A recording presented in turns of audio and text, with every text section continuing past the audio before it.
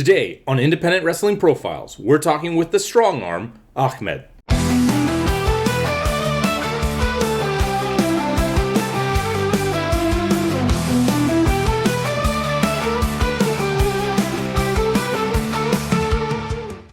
When did you first get introduced to wrestling as a profession, as an industry, just even like on a fan level? So on a fan level, I visited my uncle in Pakistan when I was like 7, and he's a huge wrestling fan, especially WCW, which is why one of the first wrestlers I think I could call like one of my true favorites is Sting. He really got me into wrestling through that stuff, through old like Sting videos and stuff. There was a video game called Legends of Wrestling that I remember playing, and I absolutely loved that game. The Steiners were in it, Sting was in it, Hulk Hogan, that was sort of my first introduction to wrestling. And then he also had this magazine, WWE magazine. Rey Mysterio was on it, and he did this photo shoot where he was like a superhero, and he's on the top of buildings and stuff, and he had a cool like black mask. It was his black attire in like a yellow cityscape, and I thought that was so cool. So he was also like early on one of my favorites. So that was how I was introduced as a fan, kind of the tail end of the Ruthless Aggression era. I think around that time, Ric Flair was on his retirement run, like one of his first retirement runs, where Vince told him, the next match you lose, your career is over, right? I remember distinctly watching that on TV. So that was around the time that I got into wrestling as a fan. I kind of stopped watching because of the PG era. And, as a kid, I thought it was too cool to watch that kind of stuff when they were having the Muppets, and they were having one of the Muppets be like Sheamus's like cousin or whatever. I thought that was like too goofy for me. In hindsight, though, that stuff is pretty awesome. So you said that you were introduced to it by your uncle when you were visiting. Yes. How did you actually continue with it? Was it like he showed it to you and then immediately you ran with it yourself? Yeah. Did you have any sort of other familial connection? Like, the visit would have had to end. How did you keep going with the fandom after you were introduced to it? I think just from there, like, I went off on my own. I had friends who liked wrestling as well. I kind of stopped for a bit, again, because of the PG era, but I got heavy back into it just on my own volition in 2015 because I was a big fan of this show called Arrow. And Stephen Amell, the guy who plays the Green Arrow in that show, he was doing a match at SummerSlam that year. So that was the first WWE pay-per-view I watched in a long time. And I basically came for that match, but I stayed for like Seth Rollins versus Cena, that match. I was like, wow, like, wrestling's actually really cool. Like, these matches are pretty awesome. Undertaker versus Brock, that match was also pretty awesome. That was when I really started getting into wrestling. And I met a friend of mine in high school named Jack. And I started really watching wrestling with him. We both got back into it sort of together. And our love for wrestling grew from there. When AJ Styles and Shinsuke Nakamura were debuting in WWE, that led us to New Japan. So the love for wrestling started with my uncle when he kind of planted the seed, showed me WCW stuff, showed me whatever was going on TV at the time. We had WWE SmackDown vs. Raw 2008. We were grinding through that game's career mode, I remember. But I kind of carried it on my own, just out of curiosity. And as I grew older, I started to appreciate it more as like an art form rather than just like taking it for what it was trying to present itself as. Like, I was appreciating more like the artistry behind it as I grew up, because I realized obviously the stuff is not, it's a show, right? But there's an artistry behind it. And that's when I actually started to look at it more as like potential career option, I think, was when I started to gain more of appreciation for it as like an art form and the work that's put into actually putting together the kinds of matches that I was really gravitating towards. As a kid, you're introduced to WCW. Sting is one of your favorites. Later on, you come back to it. You're getting interested in guys like AJ Styles, Nakamura. You're looking into New Japan. Now that you look at it kind of retroactively, is there any particular performer that really stands out to you as a kind of like an all-time favorite, or one that maybe was the most influential in you wanting to make the move into becoming a wrestler versus just a spectator? So I have a few answers, all for very different reasons. Sting is still someone I would cite as like an inspiration because of his intensity. I grew up liking the Crow Sting, but as I've grown older and as I've gained more of an understanding of wrestling and a different kind of appreciation for wrestling, I actually have grown to appreciate the Surfer Sting. Again, because as a babyface, he brought it. I think he had that intensity. You know, that was how he got fans to sort of root for him, right? And I feel like I kind of have maybe not exactly the same. It's kind of different how I do it, but I also like to really emphasize like the intensity behind everything that I do in the ring. So I feel like I can't deny that Sting is a bit of an inspiration for me. Hiroshi Tanahashi from New Japan. I really love his work, especially as he got older. Never had the craziest like moveset, but I think what he was able to do with just the stuff in between his moves, his facial reactions, his selling, the way he would call to the fans to root for him, that also really inspired me. There's a wrestler in Japan who also really inspired me, especially as I started watching her stuff in the pandemic. Her name is Hyper Misao. Hyper Misao is like she's like a Hurricane Helms type wrestler, like superhero gimmick. But what I really like about her gimmick is like she was never really the most athletic, but she had one hell of a personality and her promo ability. Which I guess it's weird to say that about a wrestler who doesn't speak English, but you could just tell from the way that she was bringing these fans into her promos that like she definitely has that it factor on the microphone. But she has a very inspiring story. I think there's something to be said about wrestlers nowadays who aren't afraid to like be a little bit more vulnerable. In her case, you know, she graduated college and she found herself sort of directionless in life. For a while, she was a bit of a in Japan. It's pretty common to become like a shut-in, and she was a shut-in for a bit. But it wasn't until she stumbled across wrestling where she kind of found a new purpose. And in spite of the fact that she wasn't athletic, she pursued it and ended up finding something that she was actually good at. It spoke to me a lot during the pandemic where I kind of felt directionless because, you know, everything was closed down. Getting a degree, but I didn't know exactly what I was going to do afterwards. So once I saw her being able to achieve that dream of hers, I was like, you know what? Once I get the chance, I should try this too. You know, even if I feel like I'm not cut out for it, I should try it as well. So I feel like, I guess more on a personal level, she's an inspiration. But as far as like what I bring to the ring, Tanahashi, huge inspiration. Sting, huge inspiration as well. But those are three that come to mind just off the top of my head. That's fantastic. Actually, I see a little bit of a parallel because the first time I saw you perform live, I believe it was Top Tier Wrestling 2023. And you were that type of intense character, like you had referenced, but it was also a very large nonverbal component. You came out there and you were just intense and physical. And I came out of that event thinking, like, wow, that guy is a force. Right. And it was almost entirely nonverbal. You didn't have to cut a promo. You didn't have to do anything. You sold it with your body, your facial expressions, and things like that. So I think that's actually a wonderful sentiment and a great parallel that you drew there. Now, you've referenced superheroes twice with Rey Mysterio and then with almost like the Hurricane Helms and things like that. Were you always like a big fan of that kind of like superhero mystique, the lore, the escape from reality type element of it? And is Yes. that maybe something that drew you to wrestling as almost like real life superheroes? It's funny that you say that. I was actually, just as you said it, it came to mind. That is an aspect of wrestling that I realized, I didn't even realize consciously until recently that that's kind of an aspect of it that attracted me to wrestling as well. Is like, that's like the closest I feel like we're going to get to like real life superheroes. And I've always been a comic book fan. Before being a wrestling fan, I was a comic book fan, especially, you know, Spider-Man. In fact, I think, you know, if you look behind me, I got all this comic book stuff behind me. I can make out a Rogue there. I think a Wolverine. Yeah, that's like I got a bunch of X-Men stuff back there. There's like a Flash mask here hanging. There's a Batman mask right here, you know. I hope you didn't get that lantern after the live action movie. No, hell no. That movie sucked. No, definitely not. Although I guess I should admit the movie Lantern Ring is somewhere there. Okay. But I just have it, you know, might as well just put it on the shelf with all the other Lantern Rings I got over there. I've always been a comic book fan and a fan of superheroes, like you saying, like all the lore and like the mystique of a superhero, the escape from reality aspect. And I feel like wrestling, especially when you have a character you can like sink your teeth into, that's like separate from who you really are. Like I feel like you can already gather from talking to me that I'm not really like the character that I play in the ring.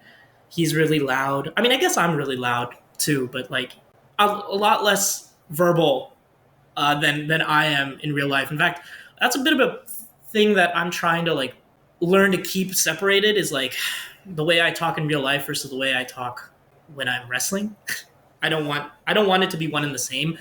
I feel like wrestling is, it's hard to explain. I think a bit of a separation from reality is needed in wrestling. Not to the point where it feels like ridiculous, but I think to a degree, like your wrestling character should be a bit more exaggerated. Because why not, right? Wrestling is the place to play around with aspects of yourself that you wouldn't really get to in real life.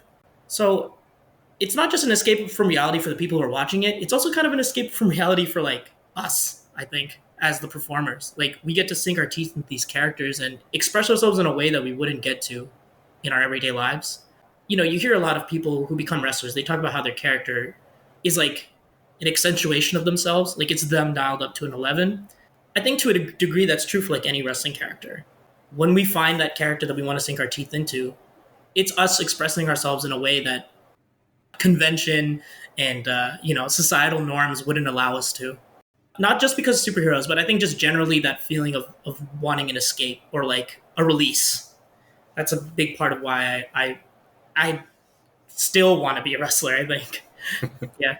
Well, I've always had a personal theory that the sweet spot is where who you are and who you want to be kind of meet in the middle. Yes, yes. That being said, so you're a fan and you finally hit with this idea that, maybe this is a direction that you want to go for career-wise.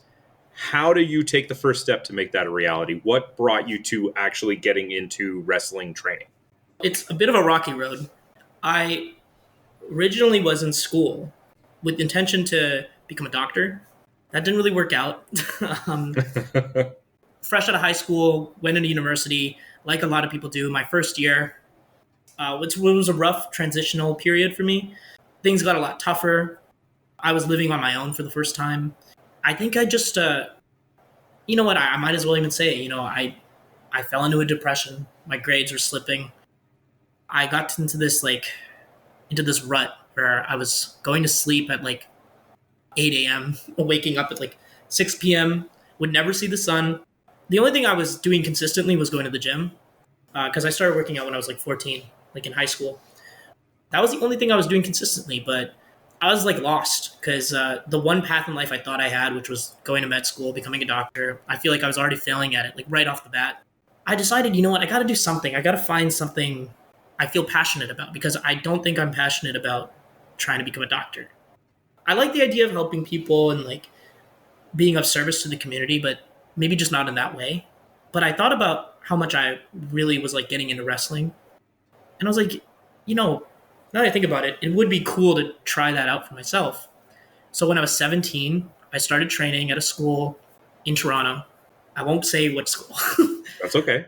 I definitely knew I wanted to keep going with it because I loved the feeling that I got anytime I jumped into the ring. I remember the first time I actually jumped into the ring, like over the ropes, and just the feeling I had when I landed and I was surrounded by those ropes. I was like, oh yeah.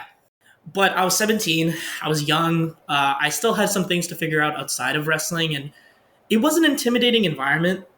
I did meet some really great people, though, while I was there. There's two that come to mind, or three, actually. I met Stratosphere. I met Jesse V. And most importantly, I met Mark Wheeler. I didn't realize that years from then, Mark Wheeler would become one of my coaches. But even at the time, like, I thought they were all really cool. Like Jesse V, super impressive. I remember even then, this was like 2017, 2018, he was doing that coast to coast drop kick from one corner of the ring to the other. Like that, this guy's not real. I was such an idiot. I remember I went up to him after training once and I was like, hey bro, how much you deadlift? Again, Jesse V. I don't know if you've ever seen Jesse V in person. I've seen him. This guy's huge, right? And I'm even now I'm scrawny compared to this guy. I'm asking him how much he deadlifts because I think I'm fitting in with Jesse V. And he's like, oh, I don't know, like 405 for reps or whatever. And I'm like, oh, damn. And to this day, I don't think I'll ever be as strong as Jesse V. Stratos, I just remember he was really nice, really funny. And Mark Wheeler, I remember even then, but especially now, he is so crisp and clean in that ring. And I didn't think I could ever wrestle like him. And I still don't think I can quite wrestle like him, but I wanted to try my best because I just thought he was so cool. Like it I don't know. There's something about Mark Wheeler and the way he wrestles that I really like. He has a really nice dropkick, by the way. I genuinely think it's like one of the best dropkicks in the business.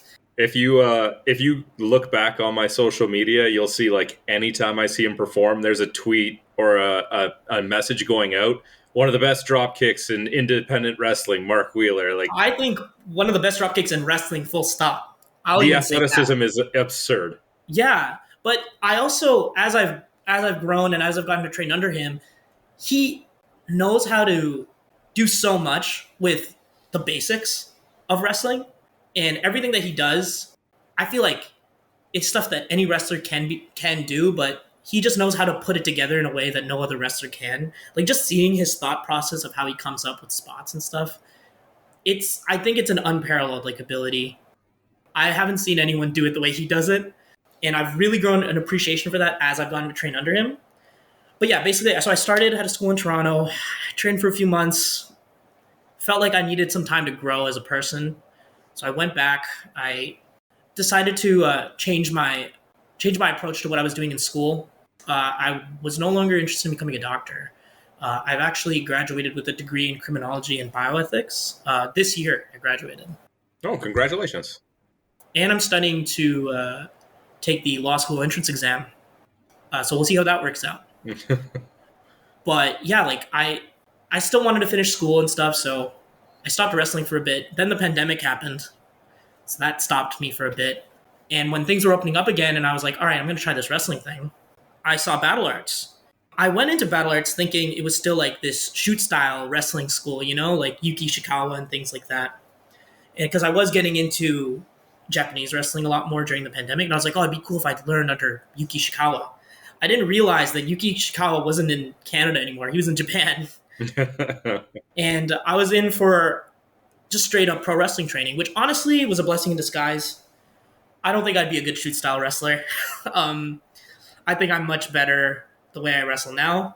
I didn't start under guys like Fuerza and Shane Saber and John Greed, but 2 years after I started at Battle Arts, those guys started to come in and take over as the coaching staff. And while I learned a lot in my first 2 years under Asylum, Nick Andrews, I feel like I really grew as a wrestler a lot more under the coaching of Gabriel Fuerza, Shane Saber, Mark Wheeler, obviously, John Greed. I remember Jody Threat was a coach for a bit. She definitely helped us a lot with our cardio. You can see how much she emphasizes cardio in the way that she wrestles. So I think I found like my home in wrestling through Battle Arts. A lot of my best friends that I've made in wrestling were people that I started with in Battle Arts. Guys like Abu, guys like Haroon, who are now part of KPK. Even Rajan Husher, someone who I'd call him a rival as well, as you've seen in some of our matches in Crossbody, but he is also a friend, a really close friend of mine. We've traveled a lot together. Most recently, we went to Wales together. Oh, wow. Yeah, so I can safely say that Battle Arts is like my home.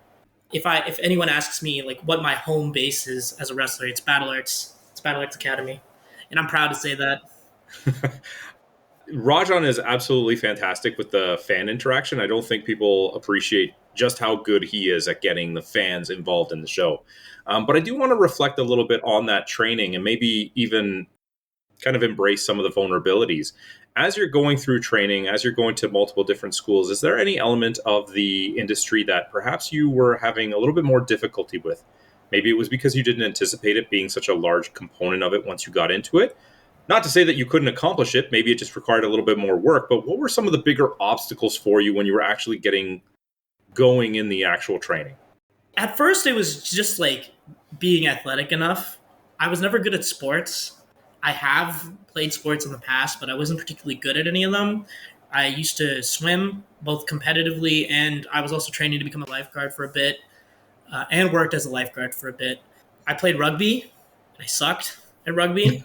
I got hit in the face a lot. Well, it's a good thing you pivoted to somewhere where you're not going to get Yeah. hit in the face very much, yeah. Yeah. Well, I mean, it was honestly, I always thought about it. Like, it was like, oh, I guess I'm used to getting thrown around and like getting hit in the face a lot. So it makes sense. But I was always intimidated by the way like especially again, if you look at the guys that I train with, even to this day, I feel like I can't compete with a guy like Abu in terms of how he moves in the ring and his like body control. And look at who trains us. Like Gabriel Fuerza, the way he is able to maneuver and control his body movement, one of the most impressive wrestlers as far as how he moves in the ring. Even Rajan, he always likes to say that he doesn't think he's that athletic. He's full of it. He's super athletic. And I think he's realized that now. I always felt intimidated by some of the more advanced, like in ring movement that I've seen from my contemporaries, but that's a hurdle I eventually like kind of sort of jumped. I move in my own kind of way, but I still think like I'm more of an athlete now than I was when I started. But that wasn't as much of a worry for me. I always kind of figured I'd get the hang of it, and I feel like I'm starting to get the hang of it. The main obstacle I had going into wrestling was just the anxiety of Okay. of that kind of training because it is a lot. I mean, I still get anxious sometimes when I make my way to training, but I've kind of learned to just throw myself at it because I know once I'm in there, I'll feel great. It's always just like before I'm in there where I'm like, oh, what if I mess up? What if I embarrass myself? I think that's it. Actually, it's the fear of embarrassing myself, Okay. and I've realized now that embarrassing yourself is kind of a part of learning how to become a wrestler, or just being a wrestler. Right? You're gonna be putting yourself in positions where you're taking risks, and sometimes it blows up in your face, and you have to be just ready to take it and like move on with it. Right? It's like something gets messed up in a match, you just keep going. Right? You don't let it phase you. You don't want to break the illusion. You don't want to break an audience's like immersion. They don't actually. Sometimes they don't even realize that you messed something up. They think it's just a part of the match. You keep going, right? So it's always been that. I think that's the main obstacle is the anxiety of like embarrassing myself. But I've learned to not necessarily get over it, but to just accept that this is a part of the gig and just to throw myself at it, right? If I mess up, so be it, right? That's the main thing. But honestly, when it comes to like being vocal or like throwing myself at like promos or being in front of an audience, thankfully I've never really had that problem. I think for some reason it's never really something that fazed me. So, talk to me a little bit about your first match. What were the events that led up to it? Maybe what were your thoughts, feelings, anxieties when you finally found out that you were going to be on a card? And maybe even some of your reactions to when it was done. I thought it would take a lot longer for me to get my first match. I didn't actually have like when I started wrestling, I didn't have a specific goal in mind. I was just like, it'd be cool if I got to wrestle at least once. And I thought it would take a while. I was lucky because I met Haroon. One day we were doing a class on tag wrestling and we had to pick our tag partner. And naturally, being a brown boy, I went to the first brown boy that I laid up my eyes on, Haroon. He and I are from the same country. We're from Pakistan, different parts of Pakistan, but we're both from Pakistan. And I was like, hey, you're from Pakistan, right? Why don't we tag for this tag drill? And we just immediately came up with our like tag dynamic on the spot, I guess. And we were just having fun with it, right? And our coach really liked it at the time. Again, Nick Andrews, and it wasn't just Nick Andrews. There was another coach as well that helped him. His name's Rob Simpson. I actually want to highlight him as well. He doesn't wrestle a lot anymore. He went by the name Silk. Him and Nick Andrews have actually teamed together as Silk and Stone on HWE. They're former HWE tag team champions. He was a huge motivating factor for the formation of KPK because he liked our tag dynamic and he kind of helped us come up with a more fleshed out version of that tag dynamic where Haroon, who was always really good at promos, was the smooth talker, more conniving, more like cunning. I was the brute. I had the Bruiser Brody hair. I yell a lot. I'm not as well spoken, but I hit hard and things like that. They really encouraged us to explore that tag dynamic. We had a few in-house shows, which I don't really consider those like my first matches. We had a few in-house shows where we got to play around with these ideas. And then we had our first big student show, December 18th, 2021. I remember it like it was yesterday. I just remember being so nervous. And man, we looked like such amateurs. We had these sparkly green tights that made us look like Aquaman. We were getting called Aquaman the whole day because, again, they're sparkly green tights. I thought it would be cool if I wore black trunks over them, like Taka Michinoku or whatever. Looks so dumb. But Oh, and I also remember as an early part of our tag gimmick, we thought it would be cool if Haroon dragged me out to the ring by the beard. And there's a picture I remember, and I really hope people don't find it. But it's a picture where he has me by the beard, and it looks like my eyes are rolling into the back of my head as he's pulling me by the beard. And I don't want to say what the implication of that is, but it's just a very unflattering image. And of course, you kind of expect that. It's the growing pains of becoming a wrestler and trying to figure out what your gimmick is.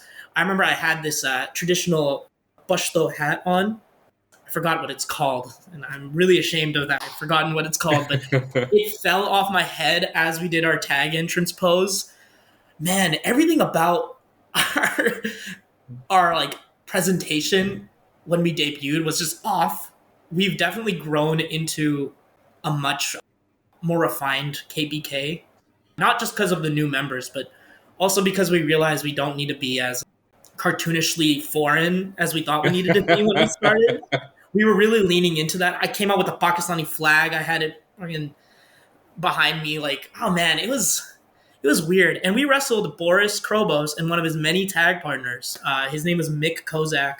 He didn't end up wrestling for long, but I just remember, honestly, as much as I'm shitting on ourselves, I did have fun with that match. The crowd was really loud. It was a very obvious heel versus face dynamic. They loved Boris. They had a really fun presentation where Boris looked like Mick's son. And we were just playing off of that the whole time. It was a fun experience. And I just remember finishing it and being super blown up and super tired. That's what I remember. The anxiety went away once we were out there. I was anxious before going in, but once we were out there, I learned I could just sort of turn the switch on, become the character that I needed to be out in the ring, and I just forgot about all my worries. And we got through the match just fine. No one got hurt. I wouldn't say it's anywhere near our best matches, but it's definitely not one of our worst matches either. For a debut match, I think we did okay. So, some element of the KPK has been with you pretty much since the start of your career. I think I've been in KPK for my whole career. Well, in a way, KPK is a lot of myself is in KPK. KPK is actually the abbreviation of the acronym for the province that I'm from in Pakistan. When we were toying around with what we would call ourselves as a tag team, I pitched KPK because I think KPK sounds cool. People have asked what KPK is supposed to stand for. We've toyed around with different like fake explanations for what it means. The reality is, and I hate to say it, it just sounds cool. KPK sounds cool. Promoters have asked us, hey, what does KPK stand for? And we'll give them a BS explanation for what it stands for. And we always hate when they end up using the using the full name that we give them. Like we've given Karachi Peshawar Kings, Karachi Peshawar Killers, Karachi Peshawar Culture. And anytime they use it, we're like, no, like just call us KPK. It's so much cooler. So yeah, I think it's always kind of been with me ever since I started, because I think the one thing I've always wanted to do when I started wrestling was I didn't want to shy away from who I was at all, because I kind of am forced to wear that on my sleeve no matter what. Like I am a brown man. I am a Pakistani man. I have this hair. I have this beard, and I'm not getting rid of any of it anytime soon. And I'm okay with that. But I'm not going to let it be a crutch or like not a crutch. I'm not going to let it be a hindrance to my career at all. I feel like we are at a point now where I can openly be a Pakistani man. I can say I'm from Pakistan and not necessarily be the stereotype, not necessarily be the foreign bad guy. We were that when we started, admittedly, but I think it's because we were desperate and we just needed to find our place. But I think as we've grown as wrestlers, we realized we don't need to really lean into that anymore. Like, yeah, we're a bunch of brown dudes. We're heels just because we're pieces of shit. Or we're baby faces and people love us because we're cool. We just want to be cool. Cool brown boys. And you can either hate us, you could love us, but it's definitely not going to be because we're foreigners or because we're shitting on Canada or whatever. We're also Canadians. Sometimes I'll even say, bill us from Toronto because we live in Toronto. I actually remember, sorry if this is a bit of a tangent. I remember recently at a show. This was when Karu and I teamed up for the first time on a big show. It was us versus Spitfire on HWE. Spitfire is Jody Thread and Danny Luna, the knockout tag team champions. We almost Eric Young did that day. We almost became knockout tag team champions, right? We were at the show and there was this fan who kept yelling at me to go back where I came from. And I heard it again when I came out with a boo for his match later that day. And I got pissed. I talked to the promoter. I'm like, hey, like, this guy's saying, go back to where you come from. Or go back to where you came from, you know? I don't like that. Like, I feel like I got to say something, right? So the show ends. I had full permission from the promoter to go up to this guy. Maybe I was a little extreme. I just put my hand on his shoulder and I said, hey, I heard what you said to me. And I want to ask you, where the hell do you think I'm from? And I don't remember everything I said. I was pretty upset. But I think one thing I remember saying, because Abu told me I said this afterwards and thought it was really funny. I said to him, like, where do you think I'm from? You know, like, you do realize if you tell me to go back where I come from, it's just a 30-minute drive away from here, right? I was like, I don't know, like, because, yeah, like, on one hand, I know I'm saying, like, I want to wear who I am on my sleeve. But I am also a Canadian, right? I don't want people to think, like, I'm using my identity as a tool to get over or to get over as a face or as a heel. It's who I am, right? And I can be whatever I want to be, independent of my ethnicity or my race. So yeah, KPK has always been a part of me. Not just because it's where I'm from, not just because it's the first gimmick I ever came up for myself, but it's because I feel like it's important to put that part of myself forward in everything that I do. I guess I'll always be KPK Ahmed, no matter what. Well, first of all, I'm sorry you had to deal with that. I mean, we live in Canada. People should understand we're a multicultural country. You had said that earlier when you first started training that you just wanted to wrestle one match. And then you later said that, you know, KPK, we just want to be cool. So I want to ask you, moving forward, what do you want from your career? It doesn't have to be like super long term, but like, what would be the next thing you'd want to cross off the bucket list, whether that's just you as an individual performer or KPK as a faction? Where do you guys want to see yourselves go next? So Abu is a recent addition, relatively recent. He joined us in 2023, but I think in 2024, Abu and I, as the tag team of the group, we've really grown and we've really pushed ourselves in the ring. We've had huge opportunities against guys like Fight or Flight on Alpha One. We recently wrestled Sinner and Saint on Barry, and that's actually up for a Barry Match of the Year award for their year-end awards. It's the voting is open right now. I don't know when this interview is going to come out, but January. Oh yeah, so it'll definitely be done by then. But we're up for a Match of the Year award for Barry, and I know it's just one indie in the grand scheme of wrestling, but it is cool that we've been able to push ourselves to the point where people can look at a match that we had and say, "Oh, this was the Match of the Year." You know, and again, as someone who was in the match, I look at that match and see like a bunch of things I could have done better, but I hear what everyone's saying about it, and I feel like Abu and I have really proved ourselves in the ring as a tag team, and I want to keep pushing ourselves. I want that rematch with Fight or Flight. We went like 5-6 minutes in our first match with them. I want to go longer. I want to see how much we can push ourselves in the ring because we want to just be better wrestlers.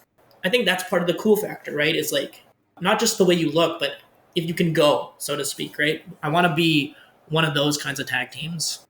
And Abu is physically way more impressive than I am with how he does his moves.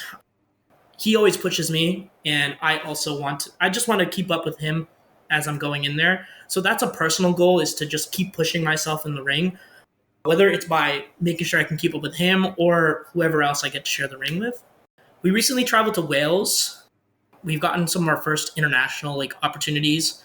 We got to wrestle in England the first weekend that we were staying in the UK.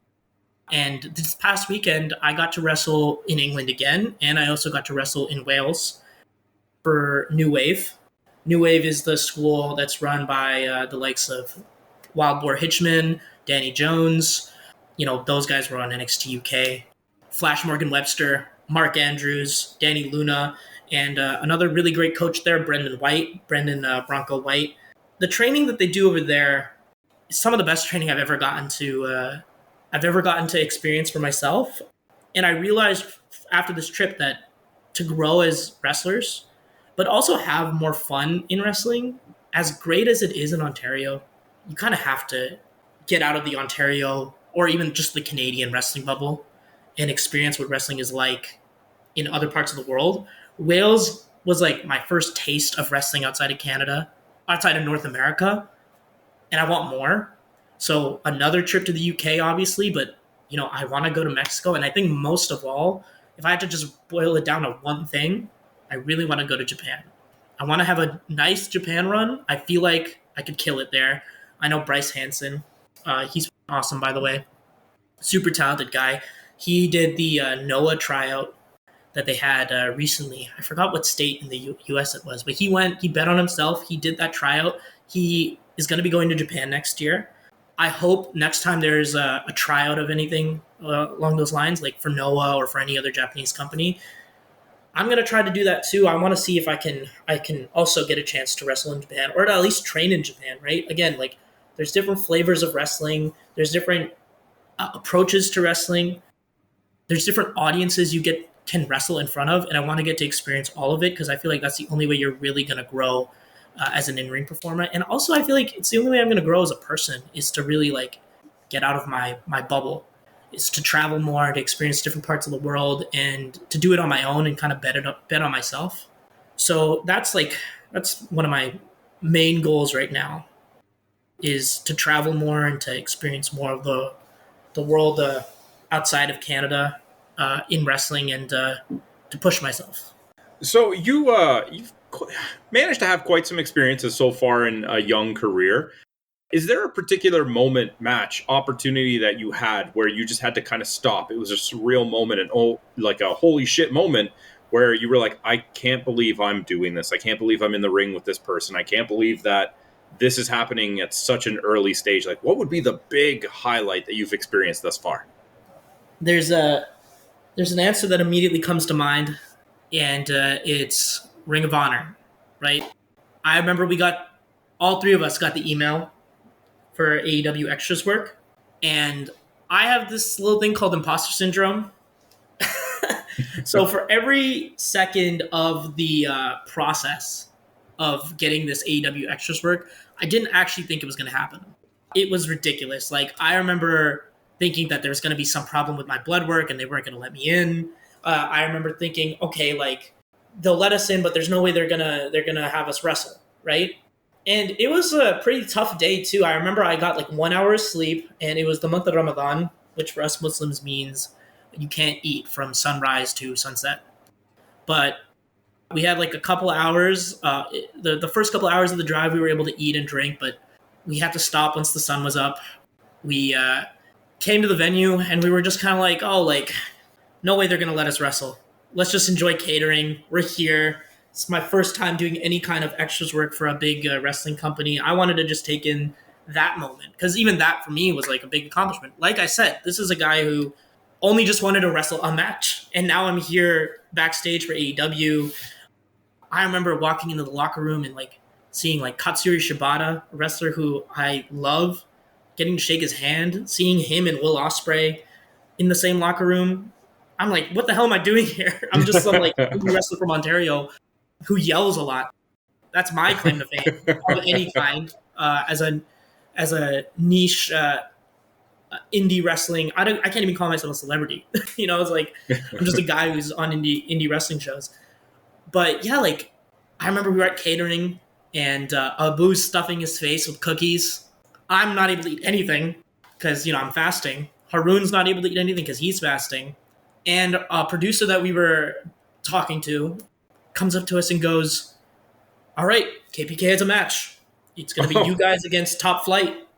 And we're like, what? Like, and I guess I shouldn't have been surprised because for Ring of Honor tapings, they probably need trios matches to sort of pad out the card.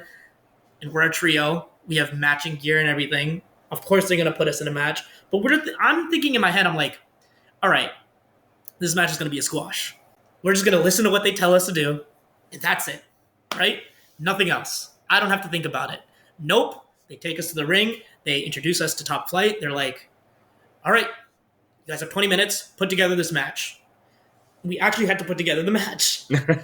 Uh, so yeah, like obviously, I'm not gonna say we like had a super competitive match with Top Flight, but we did a lot more than I ever thought we were gonna do in the ring. But that's not that wasn't really like what stuck out to me. What stuck out to me was when we were escorted to the ring. We were getting ready for our in-ring introductions, and I'm looking because they were nice enough to let us go on before the Dynamite tapings, so we actually got to see the crowd that was going to be there for the show. No one left, so we got to see that crowd in Quebec City, the biggest crowd I've ever wrestled in front of. And I remember Abu and I specifically just looked at each other, and I'm trying not to smile, but I just think it was either he who said it or I might have said it. I don't know. It still doesn't feel real. I just remember looking out at the people that were there and just thinking, this is really cool. But then I realized, okay, I got to lock in because they're about to show us on camera. And I'm really glad that we did because we actually got to hit our pose. I've seen so many wrestlers who get the Ring of Honor spot or the AEW Extras Work spot, and they don't even have time or like don't even think to do like anything when they're introduced. We did our trios pose, and I'm really happy we got to do that. But I will always remember right before they showed us on camera, Abu and I just giving each other a look and a little smile because it still doesn't feel real that we did that. So yeah, that's a moment that to me like we had to kind of stop and be like, oh, okay, this is real. And it still doesn't feel real. I mean, you have an amazing foundation here. You've hung with guys like Fight or Flight, Sinners and Saints, Top Flight. Like that's an amazing foundation to build on. Last thing I just want to ask you is a little bit of a hypothetical. You have an opportunity to go back and talk to a younger version of yourself before you started wrestling, or maybe right when you started training. What piece of advice would you give yourself that maybe could even help somebody else who's listening and contemplating getting into wrestling themselves? This is something I still try to tell myself to this day, and I hear it from a lot of other older wrestlers too. And I think it's like their word of caution in a way, which is, wrestling's supposed to be fun. Yes, it's a business. Yes, you have to be professional. I 100% stand by that. Even if you're a weekend warrior, you got to conduct yourself. This is, there's a lot of work that goes into this to even be able to have a match, and for it to not go completely wrong, and for someone to not get hurt. You need to take it seriously. I stand by that, but you also got to have fun. And not just with the actual experience of wrestling, of being on shows, of getting these big opportunities, of just like the process. Try to have fun, right? Like it's a very unique opportunity. You don't meet a lot of people in your life that pursue something as crazy as wrestling. And as difficult as it can be, as taxing on the body as it is, as tiring as it is, like I'm pretty tired. I've taken a few days off since coming back from my trip, and I'm still feeling the effects of the camp that we just did, the New Wave Wrestling camp. 4 hours of training a day every day. But throughout that whole experience, I tried to enjoy it. Even if nothing came out of it, thankfully something did, but even if nothing came out of it, at the bare minimum, I got to train 4 hours a day every day with some of the best wrestlers in the world. And I tried to have fun. And if I was to talk to a younger me who is super anxious about getting into wrestling training or getting back into wrestling training or trying to motivate himself to go to training, worried that he was going to embarrass himself, worried that he was going to hurt himself or hurt someone else, I'm just going to tell him, like, yo, like, this is supposed to be fun. Take it seriously, put your best effort forward, but wrestling is cool and wrestling is fun, and just enjoy it, man, because you never know when it all comes to an end, right? I don't know how long I'm going to do this for. I am happy that I've gotten to do it for as long as I have. And it's not even that long. It's just like 2 years. But I'm happy I did it. Actually, no, we're approaching 3 years now. I just realized it's December 12th. December 18th will be my 3rd year anniversary, I guess. I'm excited to see what I do going forward, but I try to look back at everything I've done and tell myself, you know what, man, it's really cool that you got to do all this stuff. Like this year alone, I've been talking to some of the boys in the KPK group chat, And I think it's really cool that we've gotten to do some of the things that we've done this year. Some of the promos that we filmed with guys like Clydesdale, Carew, even just with each other, like with Abu and Haroon, like we had so much fun even just doing that, and then like the matches, but also just like the people we get to meet along the way. Sorry, I'm going on and on, but it's just like it's really cool what we get to do. To sum it up, just have fun because wrestling is really fun if you actually let yourself enjoy it. You know, that's what I'll say. 100%. Wrestling is cool, and I'm also looking forward to where your career goes next. For anybody who's interested in following you, keeping up to date with what you might have going on, where can they find you online? So the best place is my Instagram, KPK underscore Ahmed. You should also follow the other members of KPK on Instagram. We have Carew. I think his at is Carew Wrestling. We have Haroon. His at is like HRNXMD. These guys got to come up with better Instagram handles. We got Abu main event underscore Poppy. We got the Clydesdale. I think it's like the Clydesdale CC underscore something like that. But the main place to follow me, KPK underscore Ahmed, nice and simple on Twitter for all things KPK, KPK Wrestling. Those are the main ones. Facebook, I probably just show up as Ahmed, all caps, you know. But the main place is Instagram.